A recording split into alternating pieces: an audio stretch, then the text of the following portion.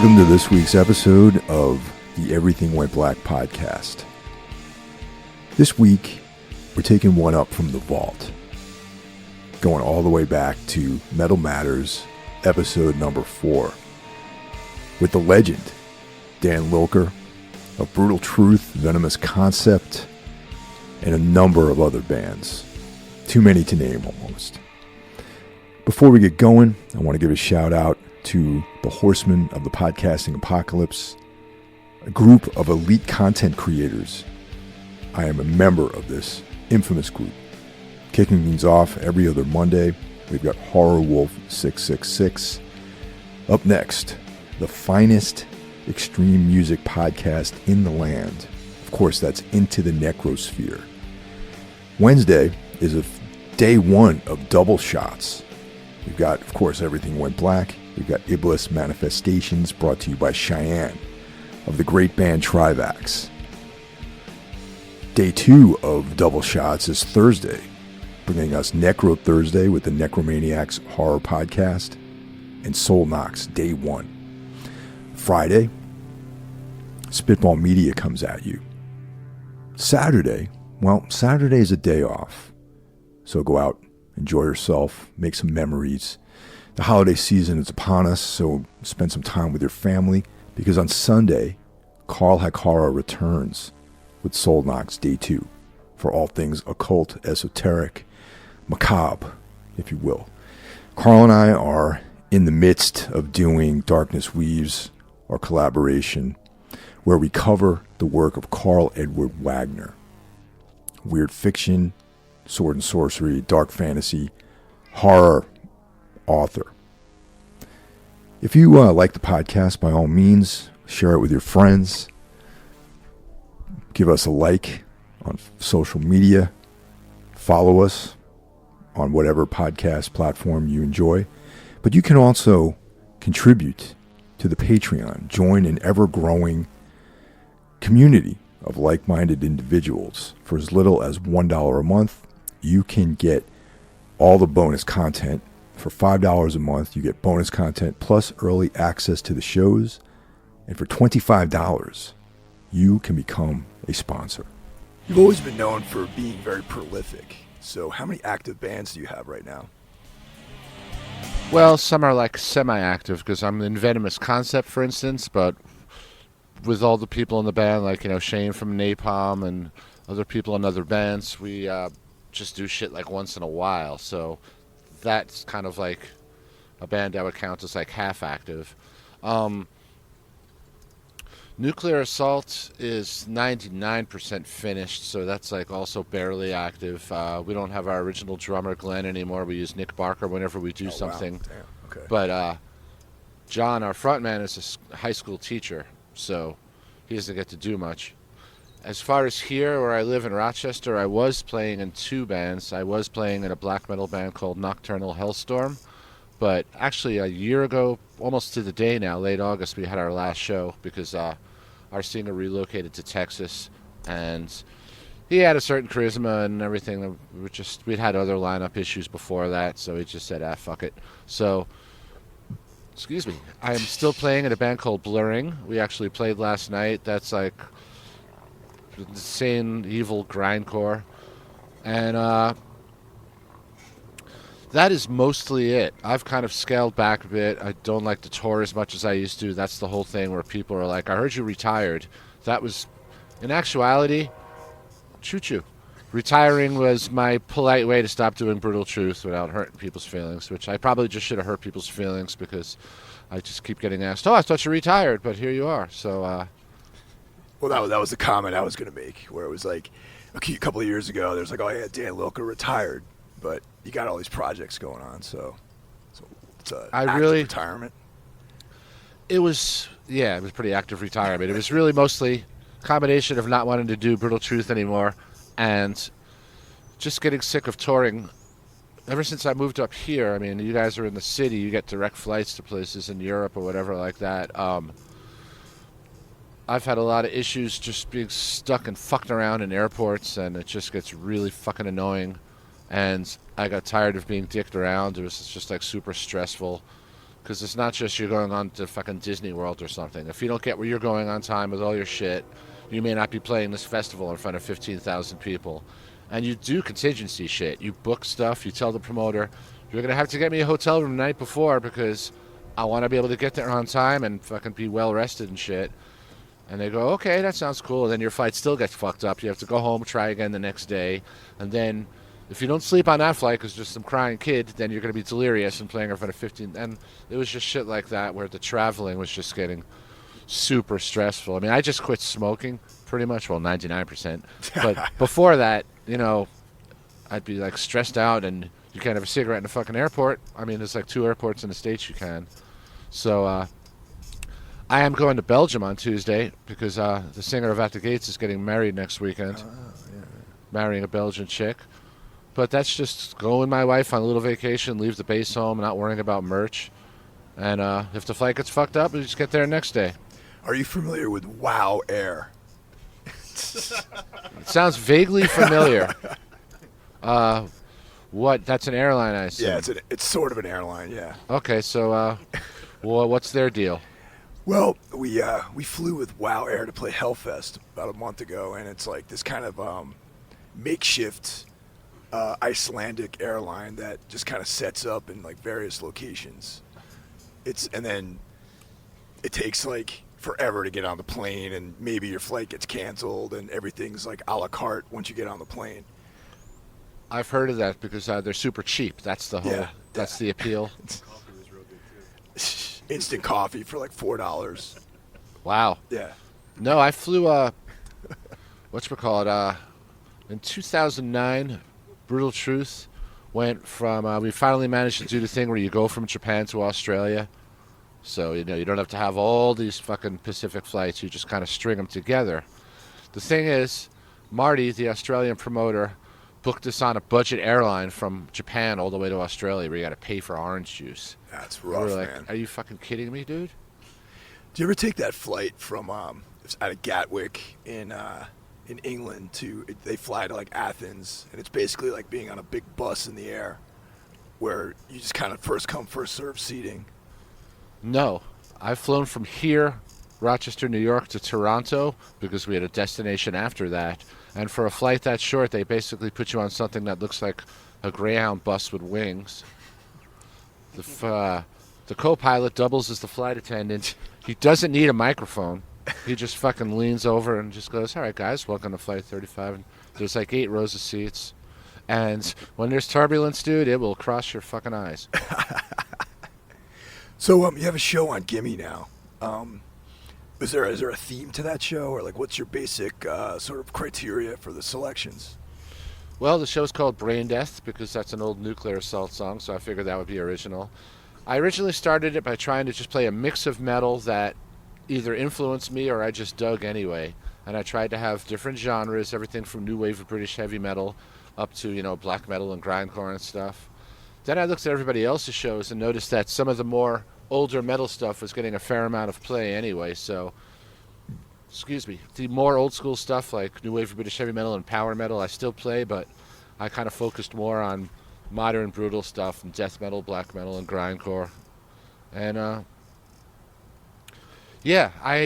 don't know how often your show is. I only have to do it once every 2 weeks. That's mine too. It's like yeah, that. which is good because thinking up 2 hours worth of shit.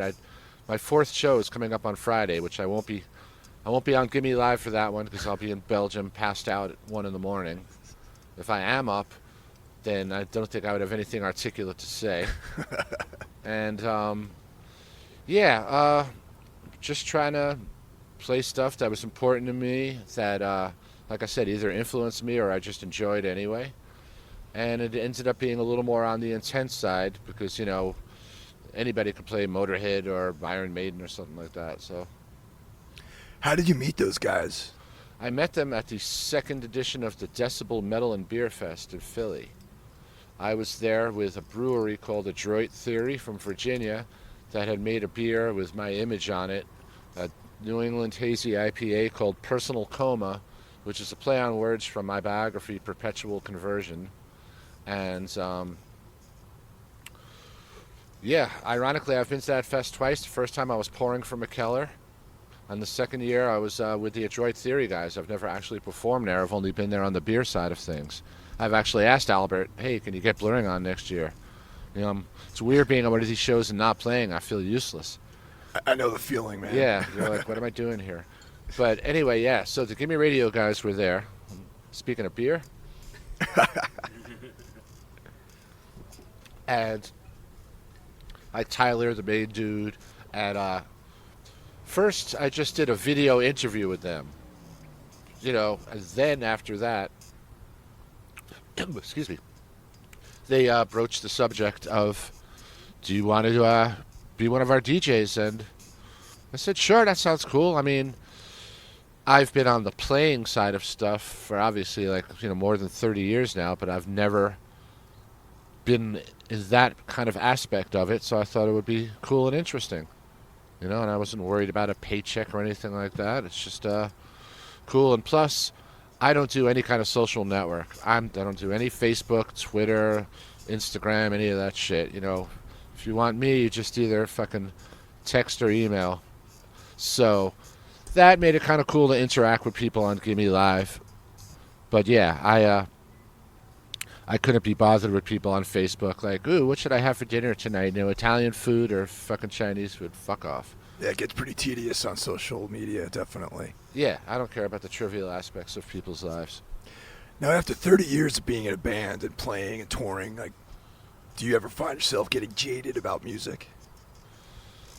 Well, yes and no. I mean, you get jaded about some of the aspects of touring, but I'm always like searching for something. Like, I went from playing thrash metal, you know, and then when I went to playing grindcore with Brutal Truth, you know, definitely turned a couple of people's heads. Like, wasn't that the dude just playing, and now he's playing 5 million miles an hour?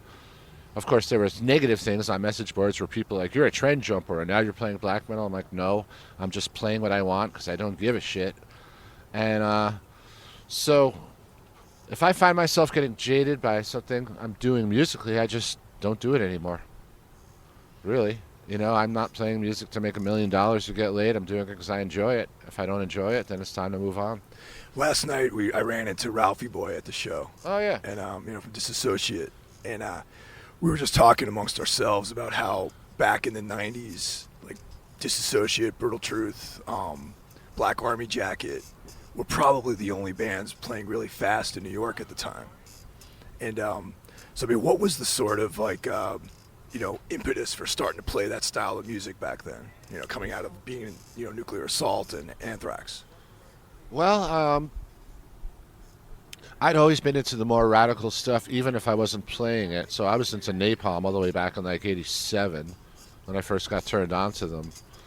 And then that whole kind of like eerie catalog, you know, like when Morbid Angel put out Altars of Madness, because before that, before they got Pete, they were kind of more even kind of black metal-ish and just mysterious and necro sounding, which I also like. But for me personally, yeah, it was just getting exposed to really intense stuff, and then I would interact with these people. Like when Nuclear Assault would go tour in England, the guys from Napalm Death and Carcass would come backstage and hang out, annoy the other dudes. Yeah, so as far as that New York scene that you're alluding to there, it was just a bunch of like-minded people that were into the same shit and just had a good time doing it, really. You know, that was, grind was starting to blossom or whatever you call it.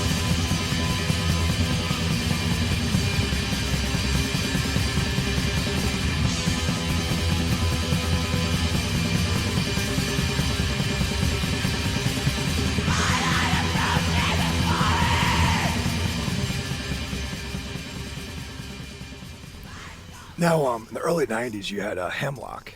And, all right, now, in 2018, it's very easy to find out about all these, like, subterranean genres of music. But back then, unless you were really dialed into, like, the scene, you didn't know about bands like, Mayhem and Burzum and all that sort of stuff. But you guys were probably one of the first U.S. black metal bands. Oh, yeah, we were hated. It was great. Yeah. Yeah, everybody else in New York, there was either if you remember, there was shitty new metal around then. Oh yeah. Or it was, completely guttural, brutal death metal, which kind of bores me. That's super compressed, you know, blast beats over arpeggios. Everything's perfect sounding. Pro Tools. I mean, I don't know if they had Pro Tools back then. I don't remember. But what I mean is that it was just kind of lifeless to me. With Hemlock, yeah, we were into, Scandinavian black metal and shit like that. And also just, I mean, there was bands, like Absu and Demon Sea and other old school U.S. black metal bands. But in New York City, no. No, we were a total sore thumb. So therefore, we ended up playing a lot with death metal and thrash metal bands because we weren't like super snooty, like we only want to play with black metal bands. That would be stupid. There weren't any other good black metal bands.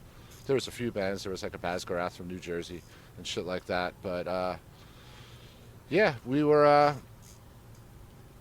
just playing what we wanted to play. And like I said, at the time in New York City, not a lot of other people knew what was going on with that stuff. So we kind of threw some people. Our last show in 2001, we played with Profanatica and Black Witchery in New Jersey, and our singer, Desecrator, had a whip and was whipping people in the crowd. It's a fucking sweet deal. Punctuation. Now, you guys used, black metal names in the credits. So I was Balth. Yeah. My name, Balth, was the words brutal and truth, but both of those words have the word rut in it. Fuck off. So that was a B. Yeah, man. Nobody likes to be in a rut, no less too. So if you write down the words brutal, truth, remove the rut from both those words. Yes, I was high when I figured this out. You are left with, in order, B-A-L-T-H.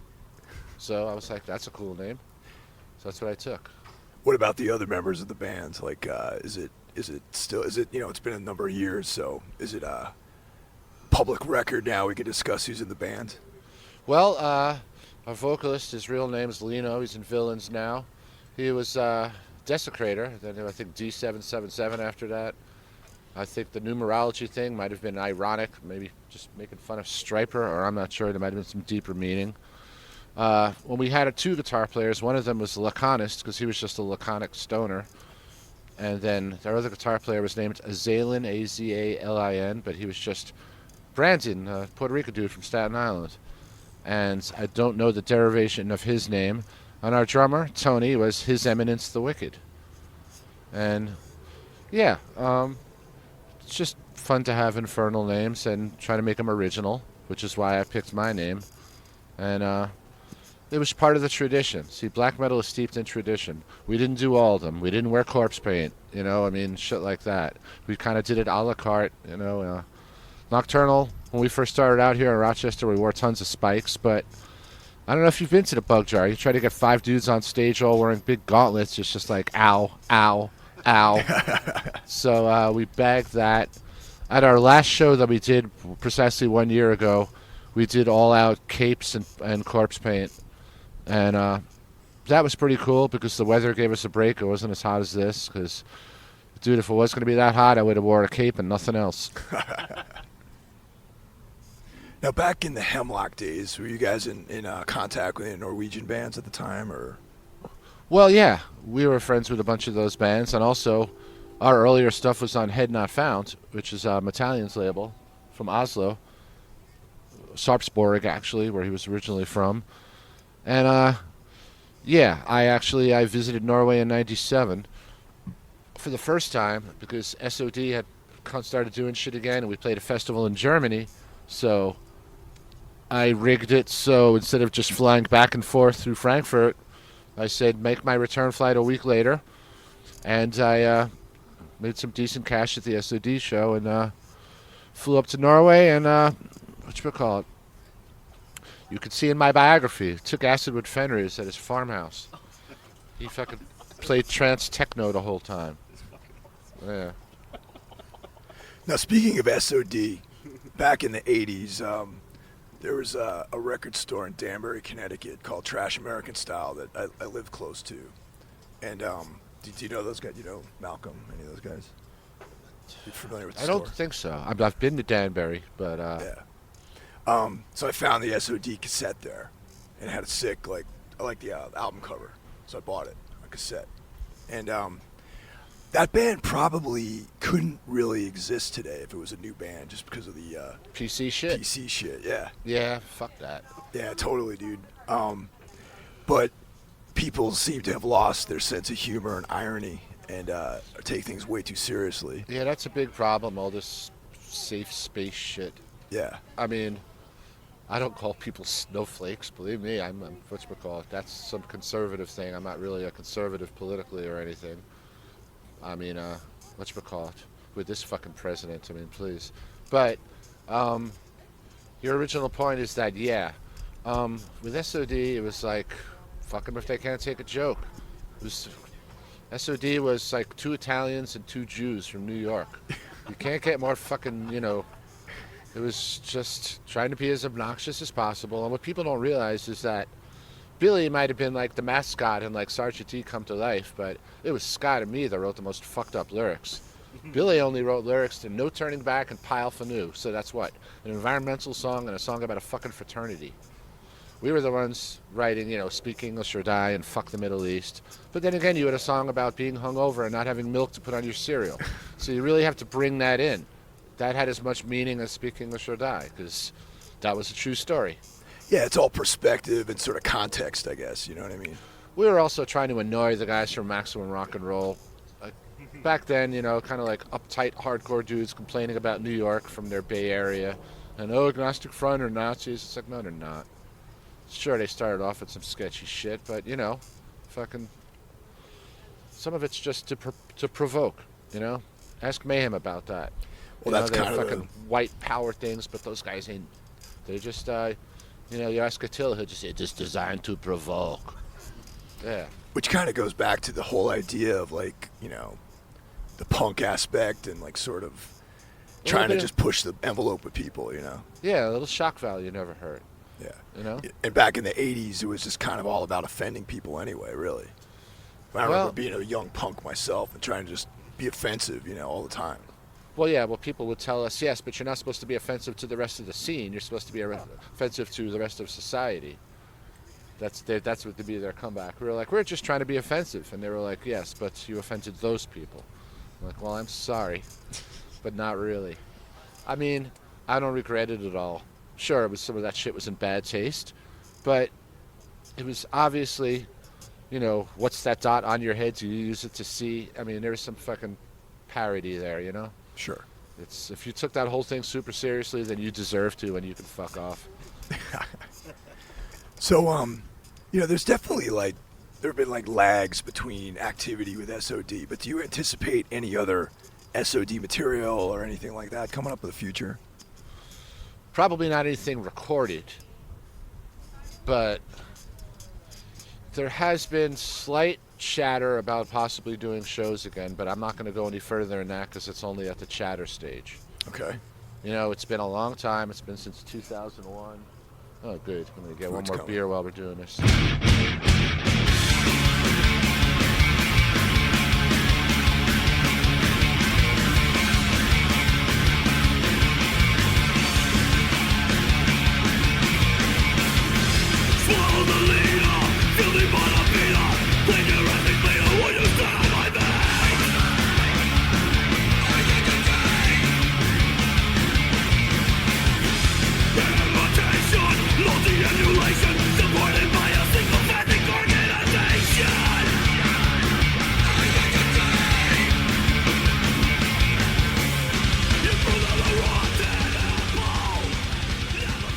The biography, Perpetual Conversion. How did that come about? Oh, sorry. You I caught you in the middle of something there. Perpetual Conversion. Okay, this came about because the author, Dave Hofer, was on tour with Brutal Truth in Europe doing merch for us. So this would have been 2007, 2008, something like that. And we had a day off to get from one end of Spain to the other. And, yeah, we were going from, the Basque area all the way down to Sevilla, but, which is practically, next stop after that's Algeria and the Strait of Gibraltar. And long, boring drive, just fucking... I'm sure we were smoking a little weed, and I was amusing everybody by telling funny stories about shit that had happened in the past. And, if somebody says something like, dude, you should write a book. And I would say, and I did say, I don't think I could write a book, man. I fucking party too much. I don't remember everything. I don't know how I'd remember all that stuff. And Dave just pipes up and goes, I'll do it. So he just volunteered like that, right? Yeah. Dave had written for a punk magazine in Chicago called Punk Planet and works at Reckless Records. Big death metal fan. And he had a little backgrounds like that in journalism. Not like being a whole book or anything, just like doing articles and shit like that in zines. So for him to take this on, he really had to like sign on and get ready to do it. But he did take it on. So this now involved him. It's getting kind of noisy here. I feel like I'm on United Airlines here, except for the train. Shut up, kid. Anyway, so what he would do is Dave would fly out from Chicago, where he's from, to Rochester once every few months, and we would sit out on the gazebo in front of our apartment complex, and he would just pick my brain. And then I would also dig up a whole bunch of laminates, tour books, posters, anything that would jog my memory. I'd go, oh yeah, I remember this tour with Exodus, and you could see every venue and the dates, and that in turn would go, oh, I remember this fucking show because it was my birthday. So Exodus brought a cupcake on stage, and the candle was a joint that was burning. And just shit like that. So I hope this isn't going to interfere with it. These mics usually are pretty good about. They're not omni. They're just uni. Direction. Okay, right. I hate children's negativity. I'm gonna have to drink. That's why I have cats. When they cry, it's cute. Okay. Anyway, the book. So that is how the book came about, and then it's a question of finding a publisher. There was a few false starts with that until Ian Christie from Bazillion Points took over. I won't talk about and diss the people that were going to do it before that, but it's like having a band and trying to get signed. Just labels, we're interested, we'll do it, and then they fucking fall apart on you. So, so that's how that whole thing came together, and just going through all this stuff, and then he took 1 million pictures too for the pictures in the book, and he interviewed a whole bunch of other people. I mean, it's the only fucking book in the world that has like my mom and Fenris, if you think about it that way. And it came together. So it covers all those early years too, and it covers everything from when I first started playing music, playing piano when I was 5 years old, to the very last thing where we stopped, because we had to stop doing the book because I was still doing a lot of shit, and it's like, where do you draw the line? Right, exactly. Yeah. So it started with when I started doing some shows with Lockup when Shane couldn't do it because Napalm Death's manager is an idiot and would double book him. Shane would say to Mark, don't do anything with Napalm from June 15th, June 27th. And we go, okay, Shane. And the next day they would fucking have a mini tour booked. What did I just fucking tell you? Danny, we're going to need you to do some Lockup shows. So I haven't done that in a while, though. So now Kevin's singing. I don't want to stand next to him again. Kevin Sharp's in that band? Yeah, Kevin Sharp. When Tompa stopped doing it, they got Kevin. Okay. One of the questions I had that always pops up about the early days of thrash is it's once again similar to the playing fast grind thing we talked about in the 90s, how there's a lot of thrash bands that really popped up on the West Coast, and Nuclear Assault and Anthrax were East Coast bands. So was there any kind of communication between you guys, like when you were forming or tape trading or that kind of thing, or was it just dudes who all loved new wave of British heavy metal and just kind of started playing it faster? Well, no, we had a camaraderie with the West Coast bands. We had like a healthy competition, East Coast versus West Coast. It wasn't like hip-hop where we were shooting each other or anything. And a lot of it was zines. I wasn't active as a tape trader because I'm just fucking lazy, and then you had to go to the post office and all that.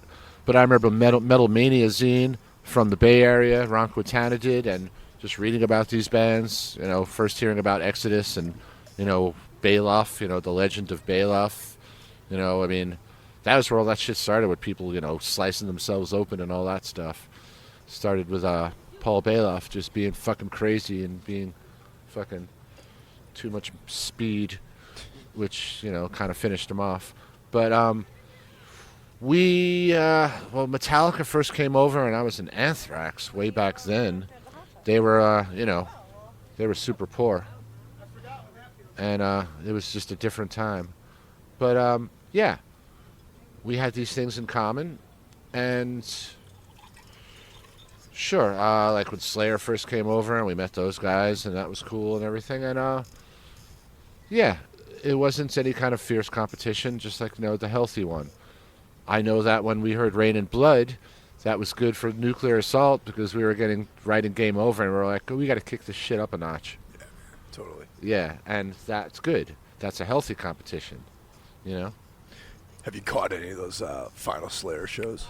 No, I did not go to the local one, even though Napalm was on it too, because that was the day after my wife left for Europe to go to the Brutal Assault Festival, and I just stayed home and was a bachelor and hung out with the cats because our cats, our former two cats, both passed away in the spring. I'm sorry to hear that. Yeah, it was a bad cat spring. lover too, by the way. Yeah. I got a cat. And you're not going to be able to see this on the podcast, but I got that in memory of one of them. That's Ola, O-L-A. And I got that free in Brazil, so wow. That worked out. But we had just gotten newer cats, and I just wanted to stay home and hang out and get to know the new crew. Cool. And plus that venue. It's just expensive, shitty beer and the cop gauntlet every time you go out looking for Deweys and shit, and I wasn't interested. Now, another question I ask a lot of people is the discussion of Paul Di'Anno versus Bruce Dickinson. Who is your favorite Iron Maiden singer? Paul Di'Anno. I prefer that kind of. He came from more of like a punk vibe, and Bruce is a great vocalist, but he did a lot of layering on his vocals, and it was more kind of like an operatic thing, and very talented. But I just like the way Paul just had that kind of hoarse shout, and he hit a couple of high notes for you once in a while. But mostly, yeah, it was just a more direct vibe. Plus, I just prefer Iron Maiden's older material. Yeah, I agree. So with that yeah. helps, Yeah, Killers and the self-titled record. The songs were just like had this like raw kind of vibe to it. And well, it's funny because I've been doing my voice tracks because that Zeta thing doesn't work for me. Oh, you just doing WAV files? I do them and I just we transfer them over, and I'm playing Purgatory on my show on Friday, and I said I chose this song because it's got an old school Clive Burr D beat. That's one of their faster songs. I mean, you got the harmonies that everybody's familiar with, but they're over that, I played Prowler, too, on one of my shows because I had that fast part in the middle. It's kind of like trying to tie shit in, like what it turned into after that. Yeah. As far as other bands being influenced by that, the punkier side. But, Bruce, great vocalist, but all that Sunlight and Steel and fucking 3-part harmonies, it was just getting away from what appealed to me. You ever check out Battlezone and Di'Anno's later stuff? No, I didn't. Yeah, well, as a completist, I did, and it's okay. Right. Yeah, he just kind of got fat and sloppy by then, Yeah. right? Yeah. His voice still held up though on their first record, but then it just got kind of cock rocky. But Yeah.